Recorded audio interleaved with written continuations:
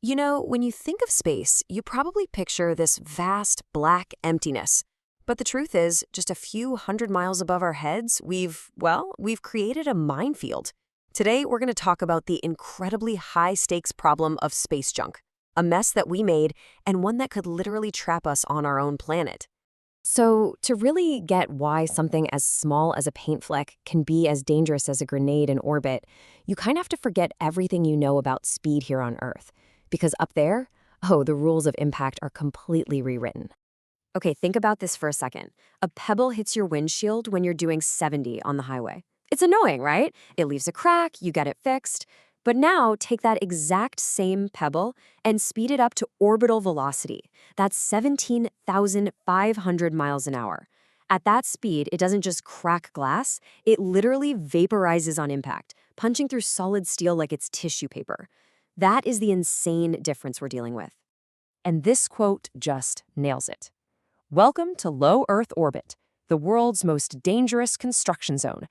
We've basically turned our front porch to the cosmos into a place where every stray screw, every dropped tool, every discarded panel is traveling 10 times faster than a speeding bullet.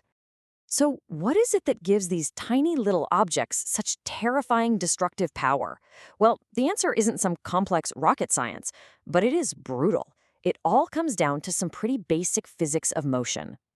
It all boils down to this little formula right here: kinetic energy. You've got mass, m, and you've got velocity, v. But here's the kicker. Look closely. The velocity is squared. That means if you double an object's speed, you don't just double its energy, you quadruple it. In orbit, velocity is the absolute overachieving bully in this equation, and it turns even the smallest, most insignificant objects into catastrophic threats. And listen, this isn't just theory. NASA's space shuttle missions had to deal with this all the time. Take this number, 0.2 millimeters. That was the size of a single fleck of paint that just happened to collide with one of the shuttle's windows. That tiny, almost invisible fleck of paint dug a quarter-inch crater into a multi-layered, reinforced shuttle window. I mean, think about that. If that piece of junk had been the size of a marble instead of a paint chip, it could have been completely catastrophic for the entire mission. All right, so we've seen what one tiny impact can do. But what happens when those impacts start causing more impacts? This is where we get into a truly terrifying scenario, a potential runaway catastrophe in orbit known as the Kessler Syndrome.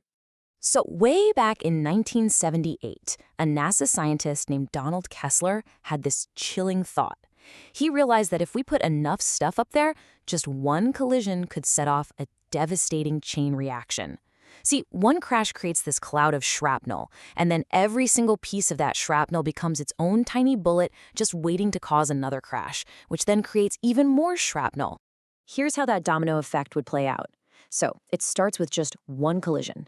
That single event then creates a cloud of maybe thousands of new pieces of debris. Each one of those pieces is now a projectile, flying around ready to hit other satellites. This leads to more collisions, which, you guessed it, create even bigger debris clouds. The cycle just keeps accelerating until low Earth orbit becomes this lethal, completely unusable minefield, maybe for generations. And please, don't think for a second this is just science fiction.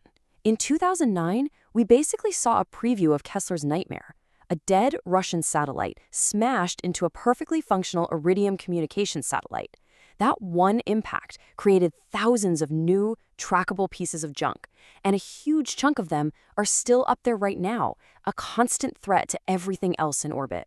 Okay, so the danger is obvious, right? And we've known about it for decades. So why have we let it get this bad? Well, it turns out the answer has a lot less to do with rocket science and a lot more to do with, well, human psychology. It really does boil down to this fundamental contradiction. We're a species that can gaze up at the stars with this incredible sense of wonder, and yet we treat the space right above our own heads like a communal dumpster. Why is that? Well, part of the answer is a cognitive bias called hyperbolic discounting. It's a fancy term for a really simple human trait. We just strongly prefer a small reward right now over a much bigger benefit later. We want a GPS and satellite TV immediately, so we just launched rockets without a solid plan for the mess, discounting the massive long-term cost of a polluted orbit. And on top of that, you have the bystander effect. You see, space is a global commons. It belongs to all of us. But when a problem belongs to everyone, it often means that no one feels personally responsible. The thinking is, someone else, NASA or some future tech company, they'll eventually figure out how to clean it up. And this diffusion of responsibility means very few people have any real incentive to be tidy. Our casual attitude towards space trash isn't just some modern problem. In fact, one of the most jaw-dropping examples of space littering wasn't an accident at all. It was completely 100% intentional. Yeah, get ready for this one. This is a piece of Cold War history that honestly sounds like it was ripped straight from a supervillain's playbook. So back in the early 1960s, the U.S. military launched something called Project Westford. The goal was to create this artificial radio shield in case the Soviets cut undersea communication cables. And their method? They deliberately released 480 million tiny copper needles into orbit, creating a massive artificial ring of space junk around our planet. It's unbelievable, and clumps of those needles are still up there today. This quote just perfectly captures the irony of our whole situation. We are brilliant enough to touch the stars, but we're still messy enough to trip over our own trash on the way there. Our incredible ingenuity got us to orbit, but our lack of foresight is now building a barrier that could stop future generations from ever following.